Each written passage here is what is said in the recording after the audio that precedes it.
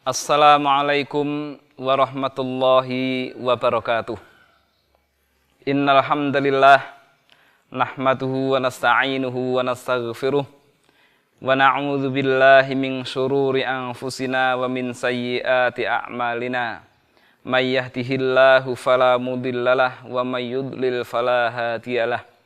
Asyhadu an la ilaha illallah wahdahu la syarikalah wa asyhadu anna Muhammadan abduhu wa rasuluh.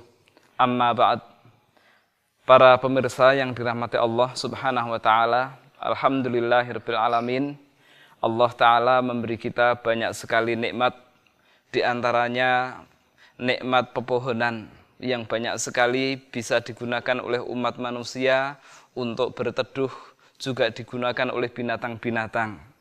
Salah satu di antara tumbuh-tumbuhan adalah yang tertera dalam sebuah hadis yang dibawakan oleh Ibnu Umar radhiyallahu taala anhu, bahwa Nabi sallallahu alaihi wasallam bersabda, "Inna minas syajari syajaratun wa innaha mithlul muslim fahadditsuni."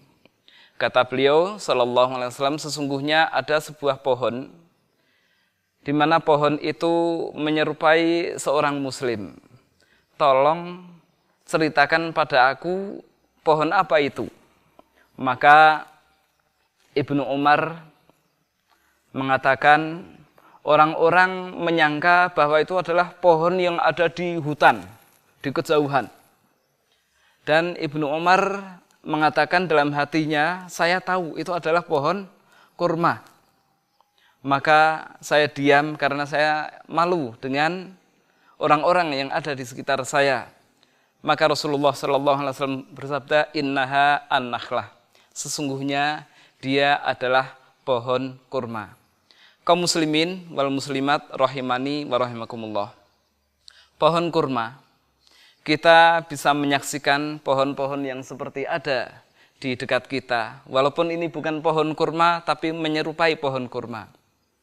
Di mana kita tahu yang namanya pohon kurma itu yang sudah tua, menjulang tinggi, kemudian dahannya juga bisa mengayomi tanaman yang ada di sekitarnya. Diterangkan oleh para ulama, pohon kurma ini memiliki banyak keistimewaan. Di antaranya disebutkan oleh Allah Subhanahu wa taala, tu'ti ukuluha kullahinin. Buahnya itu tidak mengenal masa, setiap saat dia berbuah. Dan di sini Rasulullah sallallahu alaihi wasallam menyerupakan seorang muslim bagaikan pohon kurma. Di mana kesamaannya? Para ulama menyebutkan sampai 14 lebih kesamaan yang semestinya seorang muslim itu seperti pohon kurma. Di antaranya yang bisa kita ambil faedah di sini, pohon kurma itu kita akan tahu toh, para pemirsa. Kita ngambil batu, kita lempar pohon tersebut. Ternyata apa? Dia membalasi dengan kita ngelempar buah kurma. Begitulah seorang muslim. Seorang muslim itu dizalimi oleh orang lain, dia tidak membalasi. Bahkan Rasulullah sallallahu alaihi wasallam bersabda, "La takhun man khonak." Kamu jangan mengkhianati orang yang mengkhianati dirimu. Coba ditampar pipi kanan, ya kan? Dia tidak membalas nampar. Walaupun membalas itu diperbolehkan, tetapi alangkah indahnya.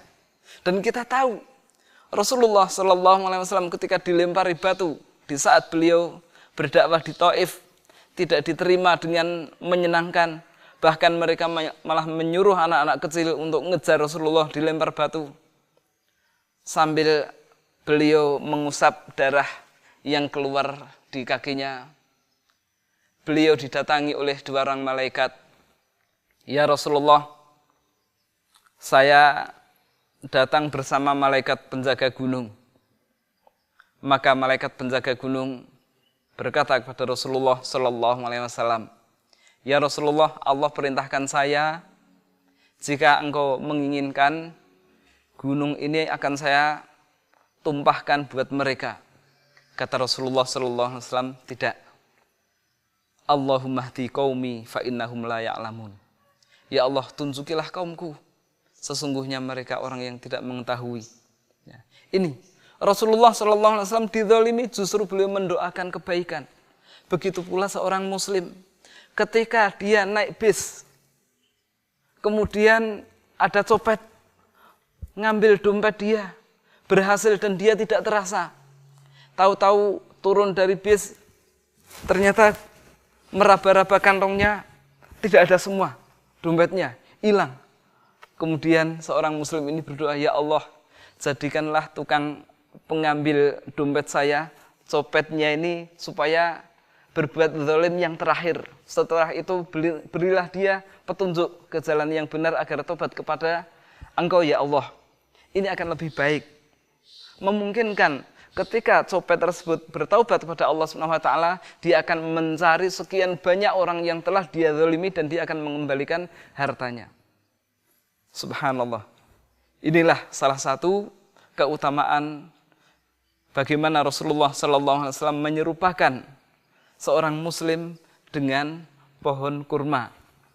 Kemudian yang kedua, pohon kurma ini buahnya tidak mengenal musim, setiap saat. Begitu pula seorang muslim ketika dia memberikan kebaikan kepada yang lain, maka dia juga tidak mengenal waktu. Di saat lapang dia bersedekah, di saat sulit dia bersedekah, di saat senang dia menjenguk orang sakit yang dia senangi, di saat benci dengan seseorang pun ketika yang dibenci sakit dia tetap menengoknya. Demikian kaum muslimin wal muslimat rahimani wa rahimakumullah.